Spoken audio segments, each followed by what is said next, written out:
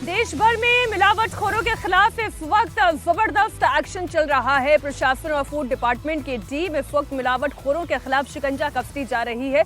बड़ी खबर आ रही है गुजरात के सूरत से, जहां पर 150 किलो से ज्यादा नकली मक्खन बरामद किया गया है। इधर गुजरात में ऑपरेशन शुद्धि लॉन्च किया गया है, जहां Gujarat police, food department, FSL की टीम का ज्वाइंट ऑपरेशन मिलावटखोरों के खिलाफ मुसीबत बन गया है। 2 हफ्ते पहले सूरत में 900 किलो नकली पनीर जब्त किया गया था। अब नकली मक्खन के ठिकानों पर एक्शन जारी है। इधर यूपी में भी अलग अलग शहरों में नकली खाद्य सामग्री के खिलाफ पुलिस और फूड डिपार्टमेंट की टीम एक्शन ले रही है। कौशाम्बी, मुरादाबाद में नकली खोया, पनीर और केमिकल वाले अंडे तक बरामद किए गए। मध्य प्रदेश में नकली मसाले के ठिकानों पर रेड डाली गई। तो 3 अलग अलग लोकेशन से मिलावटी मिर्ची, धनिया और हल्दी पाउडर जब्त किया गया है। ऑपरेशन शुद्धि के तहत मिलावटी मक्खन, मिलावटी पनीर, मिलावटी खाद्य सामग्री ये जब्त की जा रही है। दूध, पनीर, मक्खन, कैसे थाली में आ रहा जहर।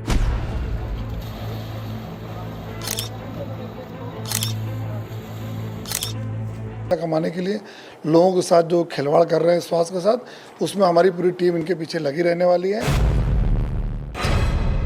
रंग लगाकर अंडे देसी, पेट खराब, दस्त, उल्टी, खांसी।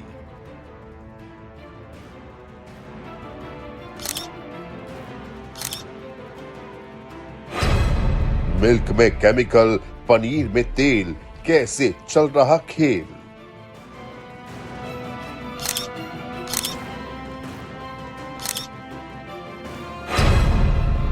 मुरादाबाद, कौशाम्बी, हरिद्वार, कहां तक जहरीला कारोबार।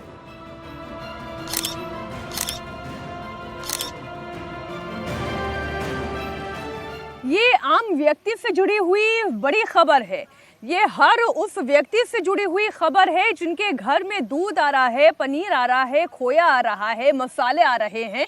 हर घर में ये पहुंच रहे हैं, लेकिन किस तरीके का जहर लोगों को खिलाया जा रहा है, ऐसे मिलावटखोरों के खिलाफ इस वक्त देश भर में कार्रवाई चल रही है।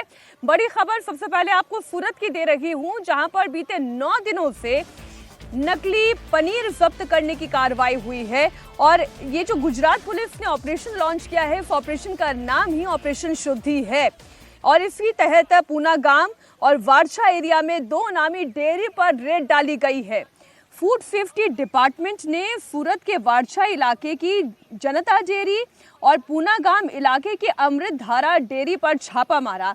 150 किलो से ज्यादा मिलावटी मक्खन यहां से बरामद किया गया। जांच के लिए सैंपल भेजे जा चुके हैं। मुनाफाखोरी के लिए नकली मक्खन बनाकर यहां पर बेचा जा रहा था। एफएसएल की टीम ने भी सैंपल कलेक्ट किए, जिनकी जांच की जा रही है। सूरत पुलिस की एसओजी के खुफिया जानकारी के आधार पर छापे मारे गए हैं। पुलिस प्रशासन का सख्त निर्देश है कि शहर में लोगों को खाने पीने की चीज शुद्ध मिले, जिसके लिए अब युद्ध स्तर पर अभियान चलाया जा रहा है। खास तौर पर खाने पीने की चीजें बेचने वाले दुकान, डेयरी या जो चीजें ठेले पर बिकती हैं, कहीं उनमें भी कोई मिलावट तो नहीं, इस पर भी जांच की जा रही है।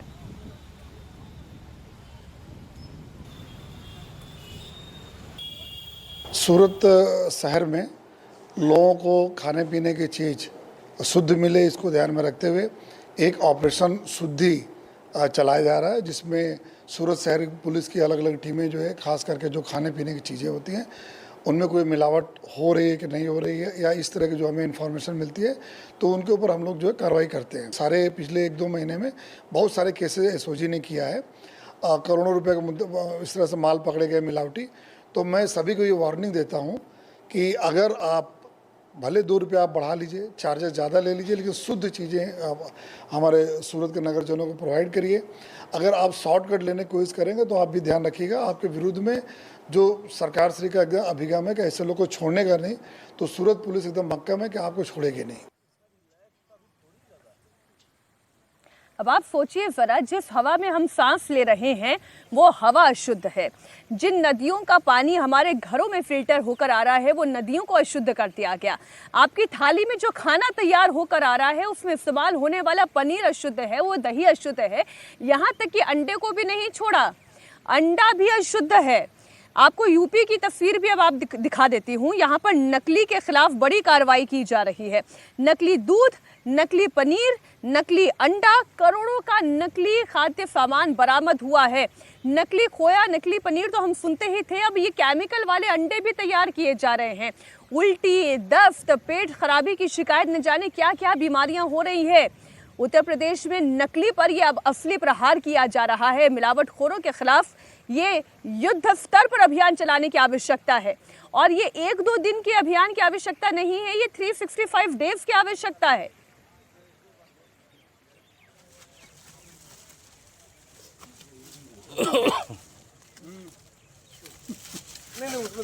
आपको जानकारी दे दी कौशाम्बी, देखे ये तस्वीर कौशाम्बी की। कौशाम्बी में, मुरादाबाद में, कई शहरों में ताबड़तोड़ जो अभियान चला उसमें नकली खोया मिला है।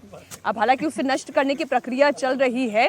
ये खोया पनीर मंडी में खाद्य सुरक्षा विभाग की टीम ने रेड के दौरान पकड़ा। पूरी मंडी में हड़कंप मच गया। लोग अपना सामान छोड़कर, व्यापारी यहां से भाग गए। 160 किलो से ज्यादा नकली मावा जब्त किया गया। दुकानों से सैंपल कलेक्ट करके लैब में भेजा गया। जो कारोबारी खोया पनीर छोड़कर भागे उनके ऊपर केस दर्ज किया गया है और सभी मिलावटी खोया पनीर को गड्ढे में डाला गया। शादियों के सीजन को देखते हुए भारी मात्रा में ये सारे नकली सामान जब्त किए गए हैं। फिलहाल पुलिस की टीम अलग अलग इलाकों में रेड डाल रही है। खबर मुरादाबाद से, जहां पर 1 लाख नकली अंडे जब्त किए गए। सोचिए, 1 लाख नकली अंडे जब्त हुए हैं मुरादाबाद में। आर्टिफिशियल रंग से बनाए जा रहे थे ये देसी अंडे। नकली अंडों को जब्त करके गोदाम सील कर लिया गया है।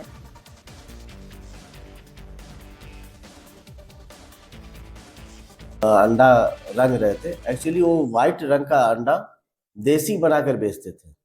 मतलब उसको चाय पत्ती, कत्था और सिंदूर मिला करके उसका घोल बनाते थे। घोल बना करके उस अंडे को उसमें डाल करके उसको गर्म करके अंडे में को उसमें डालते थे, तो उसमें येलोइश टाइप का, हल्का पीले रंग का उसमें हो जाता था, जिससे लोगों को प्रतीत हो गया ये देसी अंडा है। जिससे उसको दुगने तिगुने दाम पे, अनाज दाम पे उसको बेचते थे, लोगों को गुमराह करते थे। और ये बहुत ही नुकसानदेह है क्योंकि उसमें सिंदूर में लेड होता है। लेड हमारे बॉडी में किसी प्रकार से पहुंचे वो काफी हानिकारक होता है।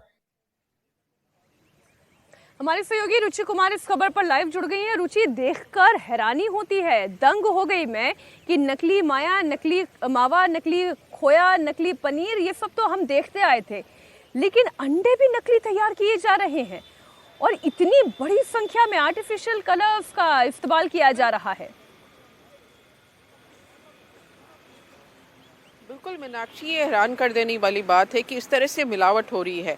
अगर यूपी में पिछले कुछ दिनों के आप आंकड़े निकालेंगे तो करीब 900 कुंतल, 1-2 कुंतल नहीं, 900 कुंतल नकली सामान जो खाद्य सामग्री है उसको या तो जब्त किया गया है या नष्ट कराया गया है। करीब 100 कुंतल तो ऐसा था कि बिल्कुल भी खाने योग्य नहीं था, तो उसको वहीं पे उसी जगह पे नष्ट करा दिया गया।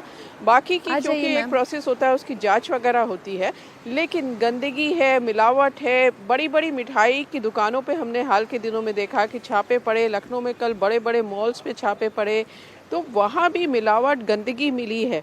और बड़ी मिलावट पनीर पे भी हो रही है, तो पनीर की बहुत जांच की जा रही है क्योंकि जितनी खपत पनीर की है उतना पनीर हो नहीं सकता। तो कर क्या रहे हैं कि जो टोफू होता है उसका पनीर बना के बेच रहे हैं। अब टोफू का बेचे तो वहाँ तक तो गनीमत है मीनाक्षी, लेकिन टोफू में क्योंकि सोयाबीन का होता है तो उसमें थोड़ी सी सोयाबीन ऑयल की स्मेल होती है और उसका कलर हल्का सा पीला होता है, जबकि आप अगर पनीर लेंगी तो वो तो सफ़ेद आपको चाहिए। तो कर क्या रहे हैं कि उसको केमिकल डाल रहे हैं, उसमें फॉर्मेलिन डाल रहे हैं, उसको सफ़ेद कर रहे हैं, उसकी महक निकाल रहे हैं। और ये सब केमिकल्स हमारी बॉडी के लिए, हमारे बच्चों की बॉडी के लिए बहुत ही ज़्यादा खतरनाक है मीनाक्षी। ये तो दहशत से भर देता है। रुचि, बहुत शुक्रिया आपका पूरी जानकारी के लिए। आरती जी, ये खबरें तो दहशत से भर देती हैं। क्या पता हम आप किसी शादी में खाना खाने के लिए जाएं और वहां पर जान के लाले पड़ जाए, क्योंकि भाई खिला तो रहा है अगला व्यक्ति बड़े मन से, बड़े प्रेम से, लेकिन उसे क्या पता कि जो पनीर आ रहा है उसे बेचने वाला शुद्ध बेच रहा है या अशुद्ध है। सिर्फ शादियों की बात नहीं है मीनाक्षी, आप किसी भी रेस्टोरेंट में चले जाइए, ढाबे में चले जाएं, या आम जनता जो खरीद रही है, आज कोई गारंटी नहीं है कि आप वाकई पनीर है तो पनीर ही खा रहे हैं, दूध पी रहे हैं तो दूध ही पी रहे हैं। कुछ भी हो सकता है। सिर्फ हम जहर हवा से नहीं ले रहे हैं, हम खाने में भी ले रहे हैं, पानी में भी ले रहे हैं। इसीलिए मुझे लगता है कि देश का जो पब्लिक डिस्कोर्स है, जो वाद विवाद जो चल रहे हैं, वो असली मुद्दों से बहुत परे है, बहुत दूर है। जो आम जनता की चिंताएं हैं वो कोई सरकार न सुन रही है, न जानना चाहती है और ना ही उसके बारे में कोई हल निकालना चाहती है। इतनी अडल्ट्रेशन और इतनी करप्शन जो हर राज्य में हो रही है, हर जगह हो रही है, उसके बारे में कोई चिंतित नहीं है। लेकिन हाँ, जो आज से 75 साल पहले वाले के गड़े मुर्दे जो है वो उखाड़ने हैं, उसके लिए सब तत्पर है। उसके लिए सब लोग जो है सुबह से लेकर शाम तक राजनीति करेंगे। जो कोई विषय ही नहीं है, धर्म के नाम पे हो, किसी और के नाम पे हो, उस विषय को ले आएंगे ताकि असली मुद्दे जो जीने की जो बेसिक्स है उनके बारे में कोई बात ना करे। ये भारत का दुर्भाग्य है। अगर किसी को नहीं समझ आ रहा है, मुझे लगता है जनता भी सोई हुई है, क्योंकि जनता ये होने दे रही है। कोई इसके बारे में कोई बात नहीं कर रहा। बिल्कुल ठीक बात है। मध्य प्रदेश के ग्वालियर में भी बड़ी कार्रवाई हुई है और बड़ी खबर ग्वालियर से भी आ रही है, जहां पर 3 लोकेशन से नकली मसाले जब्त किए गए हैं। जांच में बड़े पैमाने पर मिलावट रिपोर्ट की गई है। हल्दी में पिसा हुआ चावल मिला दिया, मिर्ची में कलर मिला दी, नकली मिर्ची तैयार कर दी, धनिया हो, बेसन हो, हल्दी हो, सब जब्त कर लिया गया है। अब कौन सा ऐसा घर होगा कि जहां पर हल्दी नहीं आती होगी, या कौन सा ऐसा घर होगा अवधेशी जहां पर धनिया नहीं आती होगी या बेसन नहीं आता होगा? ये तो हर घर की बेसिक रिक्वायरमेंट है। बेसिक रिक्वायरमेंट है और ये बहुत जीवन से खिलवाड़ है। मिलावट तो किसी मनुष्य के जीवन के साथ उसके जीवन को रिस्क में डालना है, ये असाधारण स्थिति होती है।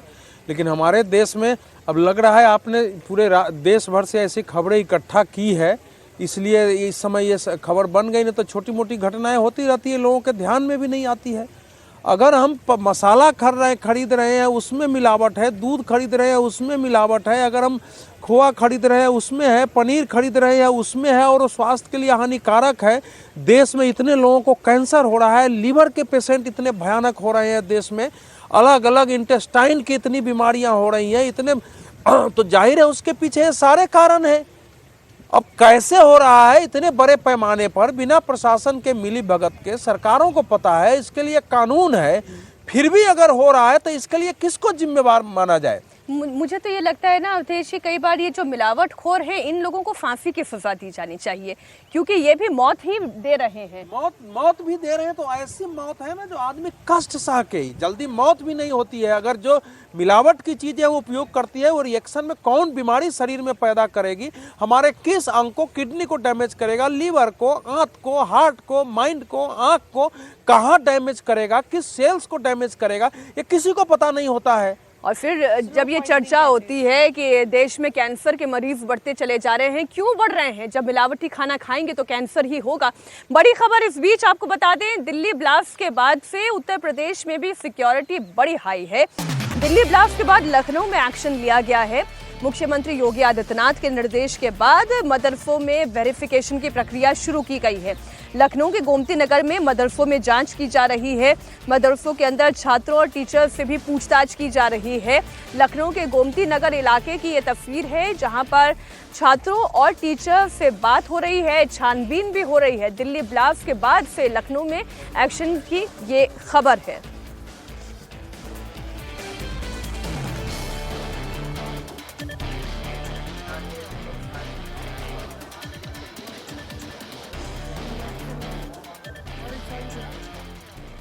लखनऊ के गोमती नगर का ये दारुल उलूम वारसिया मदरसा है और यहाँ जो पढ़ने वाले बच्चे हैं और जो टीचर्स हैं उनका वेरिफिकेशन हो रहा है।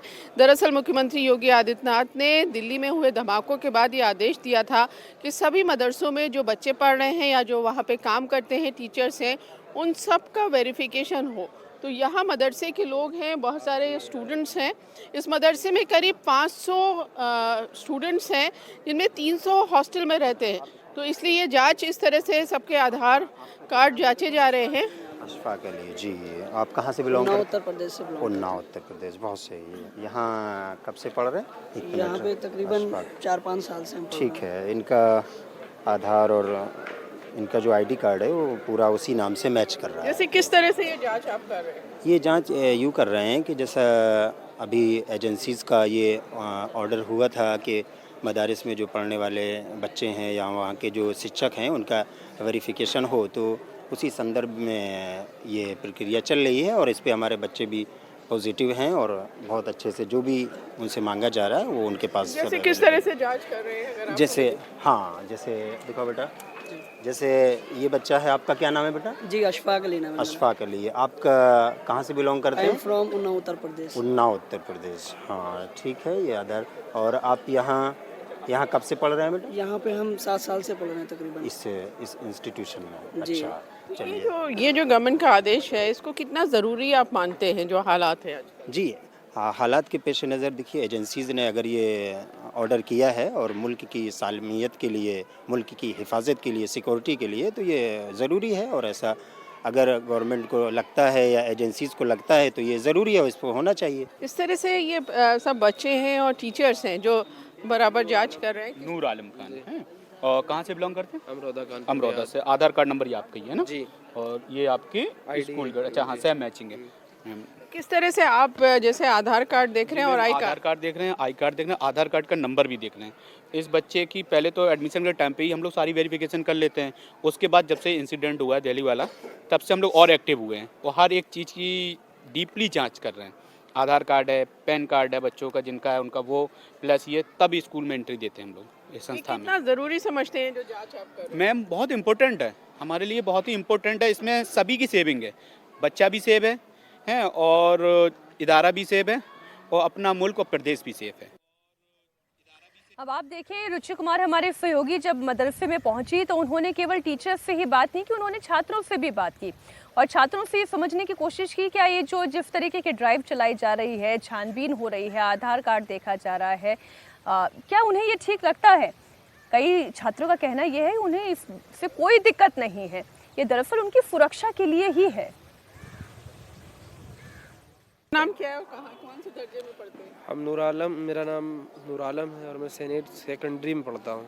अच्छा, ये जो जांच हो रही है, आप लोग का आई कार्ड और आइडेंटिटी कार्ड मिलाया जा रहा है, इसको कितना ज़रूरी समझते हैं? ये बहुत ज़रूरी है हमारी सेफ्टी के लिए, हमारे मदरसे की सेफ्टी के लिए, हमारे स्टेट के लिए और हमारे देश के लिए भी बहुत ज़रूरी है। आपका नाम क्या है? मोहम्मद फरदीन। अच्छा, कौन से दर्जे में पढ़ते हैं? Senior secondary. कहाँ के हैं? संडीला हरदोई के। अच्छा, ये जैसे आपके टीचर्स हैं, ये जांच यहाँ पे कर रहे हैं, तो ये जांच आप क्यों ज़रूरी समझते हैं, ये क्यों जांच होनी चाहिए? जी वेरिफिकेशन होना चाहिए ताकि हमें मालूम पड़ सके कि कौन कौन हमारे प्रदेश का है, कौन कौन हमारे देश का है और कहीं बाहर से तो नहीं आए। इस तरह की जाँच होनी चाहिए, हम सब लोग इसका सपोर्ट करते हैं, सहमत हैं। जी आपका नाम? जी खालिदुल हसन। ये जैसे टीचर आपके आए हैं तो वो आपका आई कार्ड देख रहे हैं, आपका आधार देख रहे हैं, कोई परेशानी? नहीं बिल्कुल परेशानी नहीं।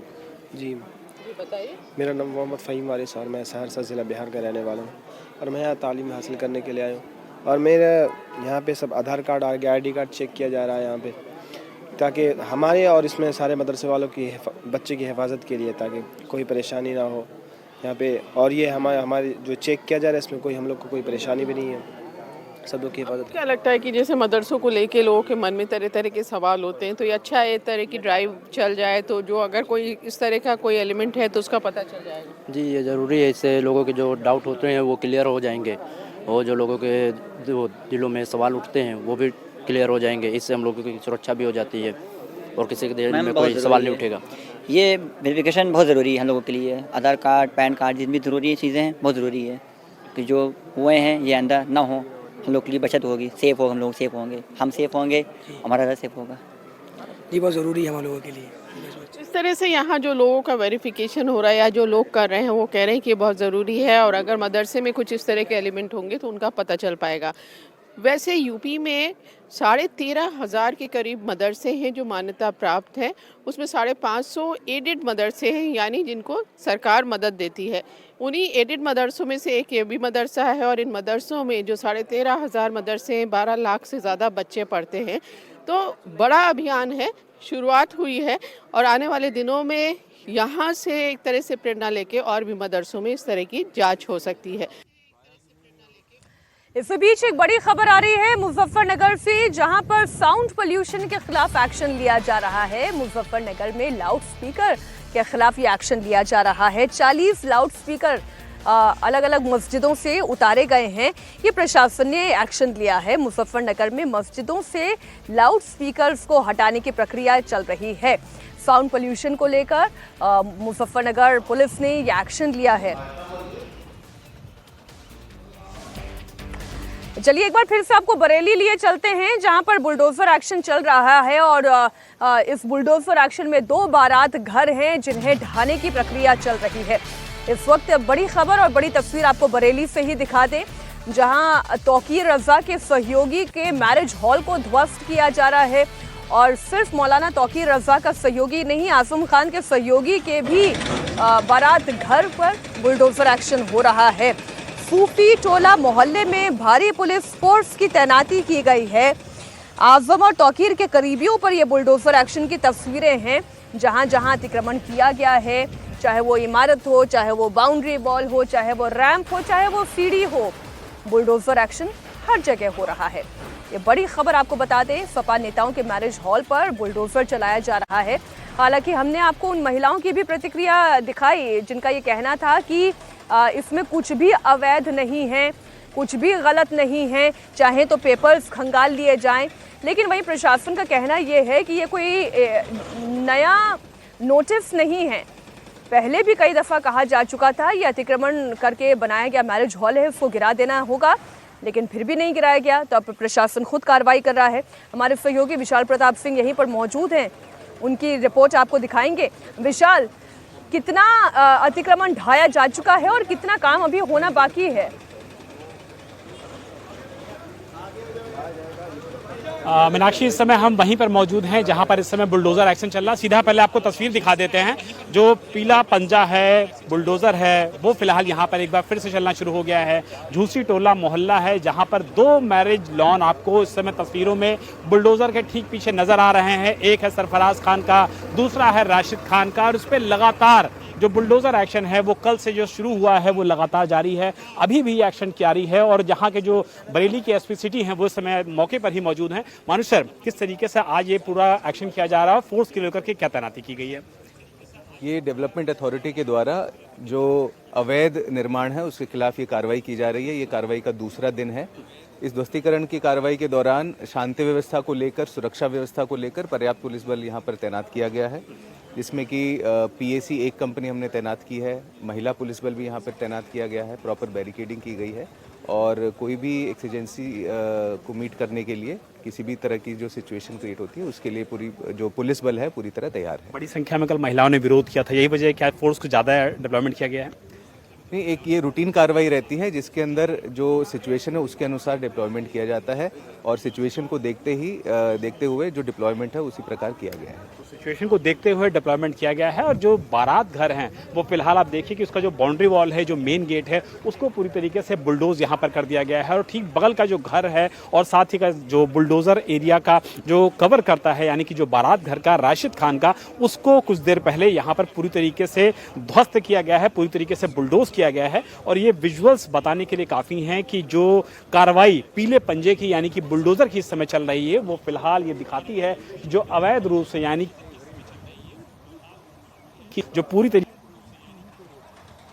था गलत तरीके से बना लिया गया था, जिसमें न जाने इलाके के कई लोगों की शिकायतें भी थीं और ये भी माना जा रहा था कि बरेली हिंसा का जो मुख्य आरोपी है तौकीर रजा, उसके साथ भी राशिद खान के साथ साथ सरफराज खान के रिश्ते की बात सामने आई है। और ये भी बात सामने आई है कि समाजवादी पार्टी के नेता होने के नाते यहाँ पर वो पहले काफ़ी ज़्यादा प्रभावशाली लोगों में भी शामिल था। और इसीलिए आप देखिए कि मकान के ऊपर जो इस समय टावर बने हुए हैं उन टावरों को खाली करने का, हटाने का जो काम है वो पूरी तरीके से किया जा रहा है। और ये कोशिश की जा रही है कि जितनी जल्दी से जल्दी टावर ये खाली कर लिया जाएगा उतनी जल्दी ही सरफराज खान का ये पूरा जो टावर है और उसके बगल में जो बारात घर है उसको पूरी तरीके से बुलडोज कर दिया जाएगा। हालांकि जो सुरक्षा व्यवस्था है उसकी वजह से पुलिस के लोग, बीडीए के ये थोड़ा जानकारी विशाल आप और दें कि ये बारात घर कितने सालों से यहाँ पर बना हुआ है और जो पहला नोटिस दिया गया था उसके बाद फिर दोबारा कितने और नोटिस दिए गए और जो पीड़ित अपने आप को पक्ष बता रहा है उस पक्ष का क्या कहना है? देखिए यहाँ पर हमारे साथ जो बीडीए के सीनियर ऑफिसर्स हैं वो ही मौजूद हैं। संयुक्त सचिव दीपक जी से ये पूछ लेते हैं, सर ये जो नोटिस सर्व इनको किए गए हैं वो कितने दिनों से सर्व किए गए हैं और ये बारात घर कितना पुराना बताया जा रहा है? देखिए सभी कार्रवाई नियमानुसार की जा रही है बीडी द्वारा। 2011 से बना हुआ था। हाँ, बीडी द्वारा नियमानुसार इनको नोटिस जारी किए गए, उसके बाद डेमोलिशन ऑर्डर पारित किया, उसका एग्जीक्यूशन किया जा रहा है। इनकी तरफ से आप लोगों को पेपर दिखाया गया, क्योंकि उनका कहना है कि इनके पास जो पेपर्स हैं उस समय तो बीडीए भी नहीं था, किसी चीज़ का अस्तित्व नहीं था, तो इनके पास पेपर कैसे आ पाएंगे? सभी डेमोलिशन ऑर्डर हुआ है इनके खिलाफ, बाकायदा इनके पूरा समय दिया गया इनको, और नियमानुसार ऑर्डर पारित होने के बाद कार्रवाई की जा रही है। देखिए मीनाक्षी, ये बहुत इंपॉर्टेंट है कि पूरा समय दिया गया है नियमानुसार। विशाल, आपका बहुत शुक्रिया इस पूरी जानकारी के लिए। अभी बड़ी खबर आ रही है गुजरात के भावनगर से, जहां पर एक बिल्डिंग में भीषण आग लग गई है। इस वक्त ये बड़ी खबर दे दें, बिल्डिंग में करीब जो ये है अस्पताल का परिसर है, यहाँ पर 15 लोगों को रेस्क्यू किया गया है। इस वक्त की बड़ी खबर आपको बता दें गुजरात के भावनगर से, जहां एक बिल्डिंग में भीषण आग लग गई है। ये अस्पताल का कॉम्प्लेक्स है। 15 लोगों को यहाँ से रेस्क्यू करने की तस्वीरें भी आपके सामने हैं। बड़ी चुनौती का सामना करना पड़ रहा है। हालांकि तस्वीरें मैं बहुत बेहतर तरीके से नहीं देख पा रही हूँ, लेकिन धुआं बहुत ज़्यादा दिखाई दे रहा है और अस्पताल के ही कैंपस का एक हिस्सा जो खिड़की नुमा दिखाई दे रहा है, यहाँ से मरीजों को रेस्क्यू करके निकाला जा रहा है। एक बड़ी सीढ़ी यहाँ पर लगाई गई है और इसे बिल्डिंग में 15 अस्पताल चल रहे हैं। बच्चों को बिल्डिंग के कांच को तोड़कर निकाला जा रहा है। तो ये जो खिड़की नुमा चीज देख रहे हैं, दरअसल ये यहाँ कांच लगी हुई थी, इस कांच को तोड़ा गया और बच्चों को यहाँ से बाहर निकाला जा रहा है। गोद में अगर आप देखेंगे बहुत गौर से, तो गोद में उठाकर बच्चों को सीढ़ियों के सहारे नीचे लाया जा रहा है और ऐसी एक और दो खिड़कियां तो यहीं से दिखाई दे रही हैं। मरीजों का रेस्क्यू की ये तस्वीरें आप देख रहे हैं। भावनगर का ये इलाका और ये जो कॉम्प्लेक्स आप देख रहे हैं, 15 अस्पताल मौजूद हैं। बच्चों को कांच तोड़कर यहाँ से निकाला गया है। तकरीबन 15 से 20 बच्चे हैं जो रेस्क्यू कर लिए गए हैं। आग बहुत भीषण है क्योंकि धुआं जो उठता हुआ दिख रहा है वो भी बहुत ज़्यादा दिखाई दे रहा है। जब भी इस तरीके की घटनाएं आती हैं तब प्रश्न उठते हैं कि इतने बड़े बड़े कॉम्प्लेक्स में फायर सिक्योरिटी ऑडिट कितना हो पाता है, फायर एक्सटिंग्विशर्स की स्थिति क्या है, यहाँ पर ऐसी परिस्थिति अगर पैदा हो तो कितनी जल्दी इस पर काबू पाया जा सकता है। अंदर एक कॉम्प्लेक्स के अंदर ऐसी क्या व्यवस्था है, स्प्रिंकलर्स काम कर रहे हैं या नहीं कर रहे हैं, इससे बहुत सारे सवाल खड़े होते हैं। तस्वीरें आपके सामने हैं, मरीजों का रेस्क्यू करने की ये तस्वीरें। तकरीबन 15 से 20 बच्चों को सुरक्षित बाहर निकाल लिया गया है।